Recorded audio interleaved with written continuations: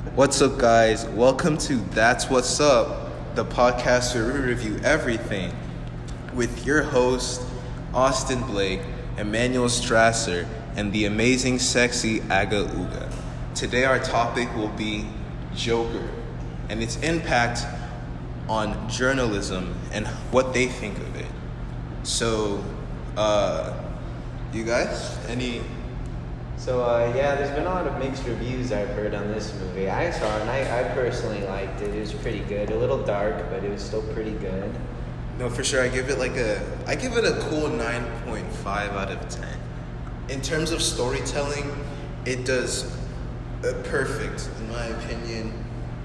I saw Joker the opening weekend it came out, and I have to say it's one of the best movies I've ever seen.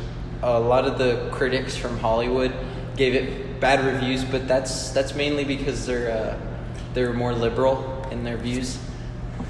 I disagree. I think it's more parents who are watching out for their children. A lot of the articles that I've been looking at in terms of the subject have been mostly based on the fact that if somebody sees this, or a mentally ill person or children sees this, there's that whole stigma that some crazy guy or some kid is gonna see this shit and start going out and murdering people when he sees fit, when I don't think the movie was about that in the first place. Okay, I think when the critics talk about Joker, they like to point out all the violence and the negative sides to it. And while that may be true, the movie does like to point a face at mental illness and how serious it is, because it's not okay for a person with mental illness to be left alone and excluded from society. Yeah, and I feel all the bad reviews are really coming from people who don't know what they're getting themselves into. They see Joker, oh, it's a Batman movie, oh, there's gonna be Batman, he's gonna come save the day, when in reality this movie takes a lot of a deeper look into some risky parts of the world, being mental illness and stuff. What's up, y'all? This podcast was sponsored by Cinemark. Use code That's What's Up to get 20% off your first purchase. Use the code That's What's Up to get 20% off your first purchase. Cinemark is the best place you could watch movies, and if you want to watch movies for 20% off, make sure to use the code That's What's Up. Thank you. I'm gonna spoil the movie, so if you haven't seen it, cool. Skip. So in the movie, the guy who plays Joker, Joaquin Phoenix, his name is what's his name? Arthur Fleck. Arthur Fleck. In the movie, he was being bullied by some rich guys on the train because he was dressed up in his clown costume he just got. The guys in the train were drunk. They were drunk, whatever the fuck, right? And so they're beating the shit out of him, completely destroying this man's life. And then, on the floor, whilst he is on the floor, man's Arthur Fleck pulls out a gun and shoots two of them, and then gets up and chases the other guy before he kills the third guy. Right? So in that situation, I think it was completely and totally deserved when the guys albeit they were drunk, there's no excuse. I mean, the world around Joker, it seems like he's in a really oppressive and tight situation, and everything's going against him and nothing's in his favor. And he has, again, I'm gonna spoil the movie, he has this epiphany where he meets his dream host, what was his name? Murray. Yeah, Murray, yeah. And the epiphany just causes him to sort of just turn into a downward spiral in his life, and his life just gets progressively worse until in the end he loses it all and he kills Murray.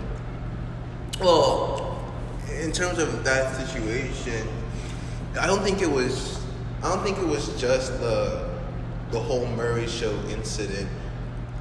When it was this man had everything going wrong. What really pushed him to become the Joker was when he found out that one, his mom was lying. 2, he was adopted.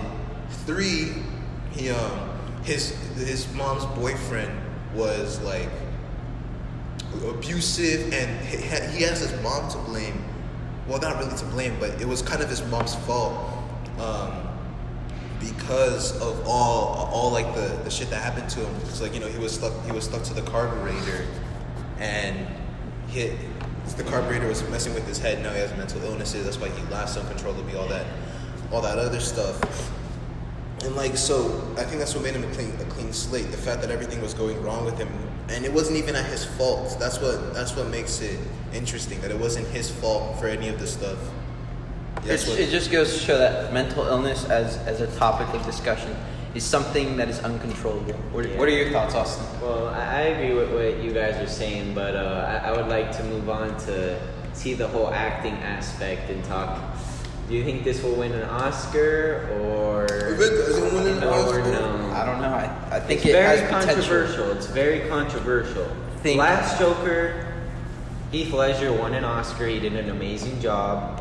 Joaquin Phoenix did a remarkable job acting in this movie. He brought a whole new aspect to the Joker. I think it definitely has potential, but the way Hollywood treats everything nowadays is just, it's hard, and it's hard for a movie that's so different from other films. I don't know. A bunch of like Oscar things now. There's like that whole thing about how only white people win Oscars. How come only white people win Oscars? And yeah, that makes sense. But it's not. I don't think they really decide Oscars because of race. I think it's the movie. And if the movie was good, it's not really that white people are winning Oscars. It's more that white people are getting casted for really good, what turns out to be really good movies. So there should be just more diversification in casting. So I feel like that's gonna take a whole different turn in the Oscar. Really quickly, guys, I just want to say that this podcast was sponsored by the Home Depot. And listen to this message from our sponsor. Buy 3 select power tools with all drill sets included and get 1 half off. Only at the Home Depot. More saving, more doing. That's the power of the Home Depot. Anyway, guys, that's it for the podcast. Tune in next week where we'll be talking about sex and premarital sex and all aspects of it in great detail. That's what's up.